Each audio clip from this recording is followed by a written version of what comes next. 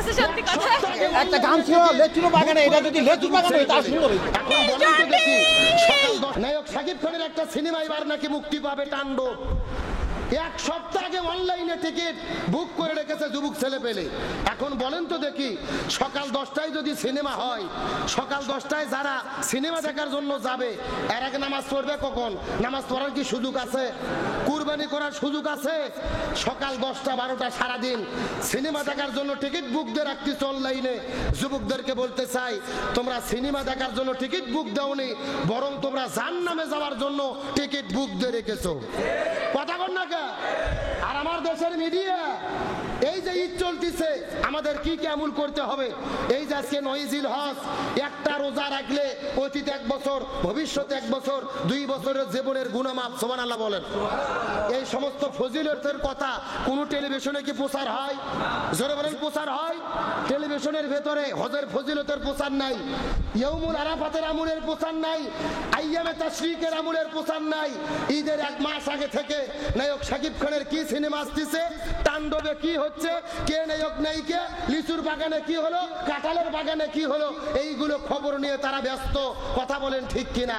এটা মুসলমানের দেশ, আমাদের ভাবতে লজ্জা হয়।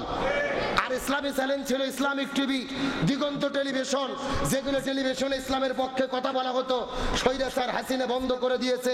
হেফাজতের শাপলা চত্বরে যেদিন হত্যাকাণ্ড হলো, এখন পর্যন্ত এই টেলিভিশনগুলো চালু করা হয়নি। আমরা বর্তমান সরকারকে বলি, অনতি বিলম্বে দিগন্ত টিভি, ইসলামিক টিভি, পিস টিভিকে চালু করার ব্যবস্থা করতে হবে। আবার এমনও যুবক আছে হলের ভেতরে সিনেমা দেখার পরে, সিনেমা দেখে আসার পরে কান্না করে মিডিয়ার সামনে। এরকম যুবক আছে না নাই? মানে সিনেমা দেখে এমন হিট খাইছে, কান্না করে চোখের পানি বের করে, মুনাজাতে কান্না করতে পারে না, নামাজে কান্না করতে পারে না, সিনেমা দেখে কান্না করে। এটা জাহান্নামীর আলামত নাকি জান্নাতীর আলামত? আমি যুবকদের বলতে চাই, মুনাজাতে কান্না করো না, আল্লাহর ভয়ে কান্না করো না, জাহান্নামের ভয়ে কান্না করো না, সিনেমা দেখে কান্না করো। মনে রেখো, একটা ফোঁটা পানি জাহান্নামে যাওয়ার জন্য যথেষ্ট হতে পারে। আমাদের তো অনুভূতি হওয়ার দরকার ছিল। যদি এই দিনে ইব্রাহিম আলাইহিস সালাম ইসমাইল আলাইহিস সালামকে কুরবানি করতেন, আজকে তো আমার বাবা আমাকে কুরবানি করত, আমিও কুরবানি হয়ে যেতাম। সেই অনুভূতি কি আমাদের ভেতরে আছে? খাও দাও ফুর্তি করো, দুনিয়াটা মস্ত বড়। গরু একটা বাবা কিনেছে, জবে করা হয়েছে, ইচ্ছা মতো খাওয়া হচ্ছে, আপনি বক্স বাজায় নাচানাচি করতেছেন, সিনেমার হলে যে আড্ডা মারতেছেন, এটা মুসলমানের কাজ হতে পারে না। কুরবানির জন্য আমাদের অনুভূতির দরকার আছে না নাই? আবার আপনি কুরবানি করবেন, গরুকে কুরবানি করার জন্য তারা গেঞ্জি বের করেছে, গেঞ্জি পরতেছে, আর গেঞ্জির পেছনে লিখে দিয়েছে 1 দিনের কষাই। কয় দিনের কষাই? 1 দিনের কষাই লেখে গেঞ্জি পেছনে লিখে দিয়ে নতুন গেঞ্জি বের করে কষাই সেজে গরু জবে করতেছে না। কষাইয়ের অনুভূতি নিয়ে পশু কুরবানি করলে হবে না, চামড়া খুললে হবে না, আমাদের অনুভূতি থাকতে হবে। ইব্রাহিম আলাইহিস সালাম ইসমাইলকে জবে করতে গিয়েছিল, আমরাও যদি আজকে জবে হয়ে যেতাম, এটা আমি থাকতে পারতাম, আমার বাবা ছুরি ধরতে পারত, এই অনুভূতিটা আমাদের অন্তরে থাকার দরকার আছে না নাই? আজকে আমরা গরু জবে করতেছি, গরুকে ফেলে দিয়ে গরু জবে করার সময় ছবি উঠাচ্ছি, গরুর উপরে চলে থেকে ছবি উঠাচ্ছি, গরু জবে হয়নি নড়ানড়ি করতেছে, গরুর উপরে লাফ দিয়ে উঠে সেলফি উঠে ফেসবুকে ছেড়ে দিচ্ছি। কুরবানির কি কোনো অনুভূতি আছে? একটা বার মনে মনে চিন্তা করতে পারেন, যেই জায়গায় গরু পড়ে আছে, এই জায়গায় আজকে কুরবানি হয়ে আমি পড়ে থাকতে পারতাম। আজকে যে ছুরি ধরেছে ওটা আমার বাবা হতে পারত। ইব্রাহিম আলাইহিস সালাম কুরবানি করেছে, ইসমাইলের জায়গায় যদি দুম্বা কুরবানি না হতো, তাম পৃথিবীর প্রতি বছরে প্রত্যেকটা বাবা তার সন্তানকে কুরবানি করা লাগতো। আল্লাহ আমাদের প্রতি রহম করেছেন, আমাদের প্রতি বরকত করেছেন, অনুগ্রহ করেছেন, এই জন্য আমরা পশু কুরবানি করে গোশত খাই। সেই অনুভূতি যদি আমাদের ভেতরে না থাকে, আমরা যদি 1 দিনের কষাই সেজে গরুর সঙ্গে জুলুম করি আর সেলফি আর ছবি তোলা নিয়ে ব্যস্ত থাকি, এটার দ্বারা আল্লাহর দরবারে আমাদের অন্তরের পরীক্ষায় আমরা বিজয়ী হতে পারবো না। যেই কথা আল্লাহ বলেছেন, লা ইয়ানালাল্লাহা লুহুবুহা ওয়ালা দিমাউহা ওয়ালাকিন ইয়ানালুহুত তাকওয়া মিনকুম, তোমাদের গরুর চামড়া গোশত কোনো কিছু আমি আল্লাহ দেখবো না, আল্লাহ তাআলা দেখবে কি? অন্তর। জোরে বলেন, আল্লাহ কি দেখবেন? সুতরাং সেই অন্তরের পরিবর্তন আনতে হবে, সেই অন্তরের অনুভূতি নিয়ে আমাদের কুরবানি করতে হবে। আল্লাহ তাআলা তৌফিক দান করুক, বলেন আমিন। তাহলে হযরত ইব্রাহিম আলাইহিস সালাম হাজেরা আলাইহিস সালামকে বিয়ে করে যাওয়া শুরু করলেন। আর জালেম বাদশা বলতেছে তুমি দয়া করে আল্লাহর কাছে দোয়া করো। একেবারে ঠেলাত পড়ে মেয়েটিকে কি বলে ডাক দিয়েছে? মা বলে। জোরে বলেন কি বলে? মা বলে ডাক দেওয়ার পরে যখন স্যার আলাইহিস সালাম আল্লাহর কাছে দোয়া করেছেন, ওই জালেম বাদশার হাত পাও ভালো হয়েছে। সুবহানাল্লাহ বলেন। আমার প্রিয় বন্ধুগণ, মুসলমান ভাইরা, গভীর মনোযোগ। হযরত স্যার আলাইহিস সালামের দোয়া করার পরে জালেম বাদশার হাত পা গুলো ভালো হয়ে গেলেন। হাত পা গুলো ভালো হয়ে যাওয়ার পরে আল্লাহর কাছে তওবা করে ইব্রাহিম আলাইহিস সালামকে ডেকে আনা হলো। ইব্রাহিম আলাইহিস সালামের কাছে ডাকতে বলে, ইব্রাহিম আমি ভুল করেছি, তোমার স্ত্রী মহিষী সতী সাধবী, তার সঙ্গে ভুল করেছি, অন্যায় করেছি, আল্লাহর কাছে মাফ চাও, যেন মাফ করে দেয়।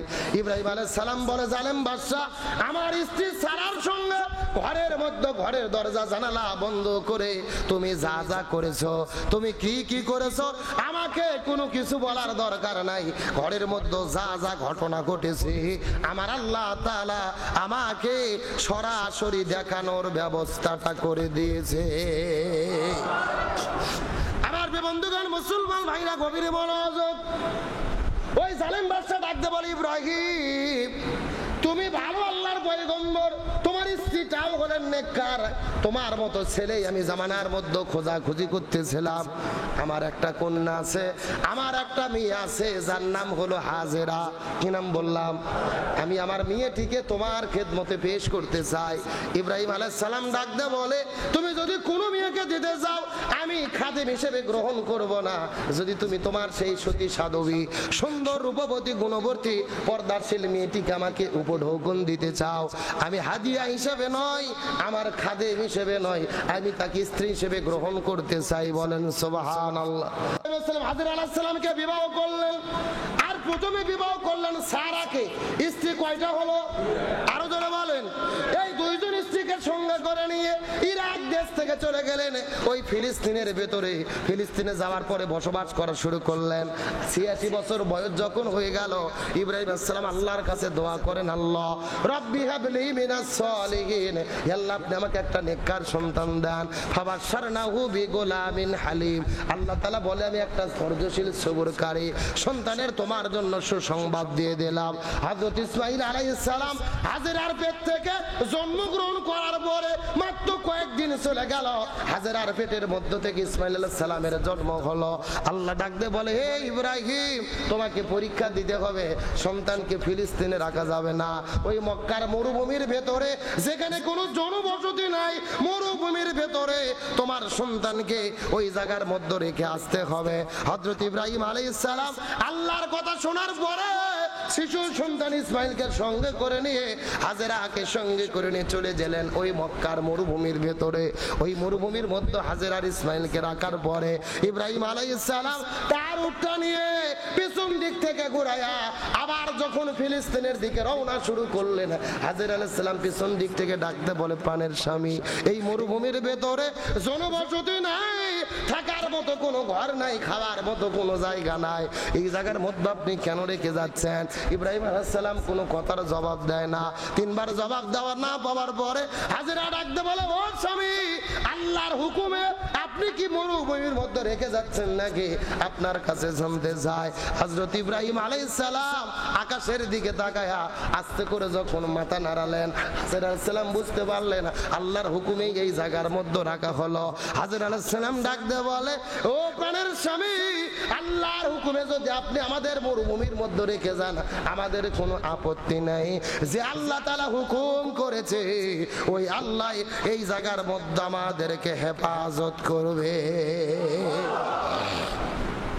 এই কথা বলে হযরত হাজেরা আলাইহিস সালাম শিশু সন্তান ইসমাইলকে সঙ্গে করে মরুভূমির মধ্যে বসবাস করা শুরু করলেন। এইদিকে শিশু সন্তান ইসমাইল পানি পাওয়ার জন্য হাউমাউ করে কান্না করতে থাকে। ছোট বাচ্চার কান্না, কলিজাটা ফেটে যাবে। হাজেরা সালাম কোথায় পানি পাবেন? দৌড়ানো শুরু করে দিলেন। একবার সাফা পাহাড়ে দৌড়াই, আর একবার মারওয়া পাহাড়ে দৌড়াই, সাফা পাহাড়ে দৌড়াই, মারওয়া পাহাড়ে দৌড়াই, এক নয় দুই নয় ৭ চক্কর দেওয়ার পরে হতাশ হয়ে গেলেন। আর সন্তানকে বাঁচাতে পারবো না, পানি খাওয়াইতে পারবো না। আস্তে করে ইসমাইল আলাইহিস সালামের কাছে চলে গেলেন।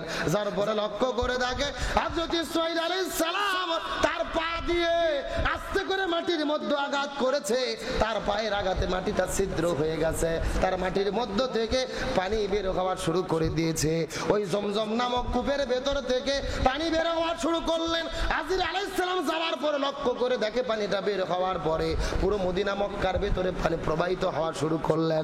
হাজির আলাইহিস সালাম যাওয়ার পরে আরবিতে ডাকতে বললেন ঝাম ঝাম ঝাম, মানে হলো থামো, এ পানি তুই থাম, এ পানি তুই থাম, কিন্তু পানি থামে না। হাজরা আলাইহিস সালাম যখন পানিটা থামাতে পারলেন না, ইটার বালি নিয়ে এসে চতুর্দিক থেকে বাঁধ নির্মাণ করলেন, পানিটা আটকায়া দিলেন। কিতাবের মধ্যে এসেছে যদি হাজরা আলাইহিস সালাম এই পানিটা আটকায়া না দিত, এই পানিটা প্রবাহিত হতে হতে তামাম পৃথিবী প্রবাহ হতে থাকতেন। হাজরা আলাইহিস সালাম এই যে কূপের পানিকে জাম জাম বলেছিলেন, এই জন্য তখন থেকে এই কূপের নাম হলো জামজাম। এই জমজম কূপের পানি লক্ষ লক্ষ হাজিরা হজ করতে যায়, সেদিন থেকে প্রবাহ শুরু হয়েছে, পানিটা ওঠা শুরু হয়েছে, কিন্তু এখন পর্যন্ত পানি কিন্তু ওঠাটা বন্ধ হয় নাই।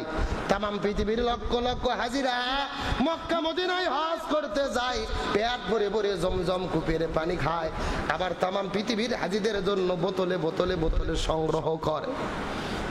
এই জায়গায় হযরত হাজর আলাইহিস সালাম কূপটাকে কেন্দ্র করে ছোট্ট একটা ঘর করে বসবাস করা শুরু করলেন। ইসমাইল আলাইহিস সালামের বয়স যখন 9 বছর হয়ে গেল, 7 বছর থেকে 9 বছর হয়ে যাবে, হযরত ইব্রাহিম আলাইহিস সালাম তখন স্বপ্নের মধ্যে দেখলেন যে তিনি তার সন্তানটাকে কুরবানি করতেছেন। ইব্রাহিম আলাইহিস সালামের উপরে আল্লাহর হুকুম হওয়ার পরে ইব্রাহিম আলাইহিস সালাম ফিলিস্তিন থেকে রওনা করে যেতে যেতে মক্কায় যখন চলে গেলেন, মক্কার ভেতরে যাওয়ার পরে লক্ষ্য করে দেখে মক্কার মধ্যে সুন্দর একটা বসতি হয়ে গেছে, হাজার হাজার মানুষের ভেতরে। ইব্রাহিম জিজ্ঞেস করে বলে হাজিরার ঘর কোনটা, ইসমাইলের ঘর কোনটা জানতে যায়। সবাই লক্ষ্য করে দেখে দিলেন ওই ঘরের মধ্যে ইসমাইল আর হাজেরা থাকে। আস্তে করে যাওয়ার পরে ইব্রাহিম আলাইহিস সালাম হাজেরার ঘরের দরজায় যখন চলে গেছে, শিশু সন্তান ইসমাইল জীবনে কোনোদিন বাবাকে দেখে নাই, বুদ্ধি হওয়ার পরে দেখার মতো কোনো সুযোগ হয় নাই, কিন্তু ইব্রাহিম আলাইহিস সালামের দিকে লক্ষ্য করে দেখে ইব্রাহিম আলাইহিস সালামের শরীরে যেই জামাটা পরা আছে এইরকম একটা জামা ঘরের মধ্যে ছিলেন। দীর্ঘ 9 বছর ধরে তার মা হাজেরা ওই জামাটা ধরে ধরে কান্না করেছেন, বুকের মধ্যে জড়িয়ে ধরেছেন, ওই জামাটা দেখে দেখে তার মনের যন্ত্রণাটা মিটাইছে। ইসমাইল সালামের বুঝতে বাকি রইল না, এই যে জামা একটা ঘরের মধ্যে টাঙানো, একই রকম জামা পরে এই মানুষটা আমাদের ঘরের মধ্যে এসেছে রে। তার মানে ইসমাইল বুঝতে পেরেছে এই মানুষটা যেন তেন কোনো মানুষ নয়, এই মানুষটাই হলেন আমার পিতা হযরতে ইব্রাহিম আলাইহিস সালাম। লিল্লাহি তাকবীর। হযরত ইব্রাহিম আলাইহিস সালাম হাজেরাকে ডাকতে বলে, বিবি আমি আমার সন্তান ইসমাইলকে নিয়ে ওই মিনা পাহাড়ের কাছে যেতে চাই। হযরত হাজরা আলাইহিস সালাম সন্তানটাকে সাজুগুজু করে দিয়ে, নতুন জামা পরে দিয়ে, সুন্দর করে আতর সুরমা লাগায়া ইব্রাহিম আলাইহিস সালামের হাতে সন্তানটাকে তুলে দেন। হযরত ইব্রাহিম আলাইহিস সালাম ইসমাইলকে সঙ্গে করে নিয়ে মিনা পাহাড়ের দিকে যখন রওনা করলেন, শয়তান চিন্তা করছেন সর্বনাশ, এটা কিভাবে সম্ভব, বাবা হয়ে সন্তানকে কিভাবে জবে করে হত্যা করবে, মানুষ হয়ে মানুষকে কিভাবে জবে করতে পারে। শুধুমাত্র আল্লাহর হুকুম পালনের জন্য একটা বাবা নিজের সন্তানকে কিভাবে জবে করে এই দুনিয়া থেকে বিদায় করবে, এটাকে বাধা দিতে হবে। হাজেরার কাছে যাওয়ার পরে ডাকতে বলে, হাজেরা কি ভুল করলা, সর্বনাশ করলা, তোমার সন্তানটাকে ইব্রাহিমের সঙ্গে কেন পাঠাই দিলে? ইব্রাহিম তো আমার সন্তানটাকে জবে করে বিদায় করে দেবে। হাজেরা ডাকতে বলে, শয়তান রে, বাবা কি সন্তানকে জবে করতে পারে নাকি? শয়তান ডাকতে বলে, আল্লাহ হুকুম করেছে তোমার সন্তান ইসমাইলকে জবে করার জন্য। হাজেরা ডাকতে বলে, আল্লাহ যদি হুকুম করে থাকে, আমি শুধু ইসমাইল নয়, আমি 1 নয় 2 নয়, এইরকম আল্লাহ যদি আমাকে 100 ইসমাইল দান করে, আমি 100 ইসমাইলকে আল্লাহর জন্য কুরবানি করতে প্রস্তুত আছি।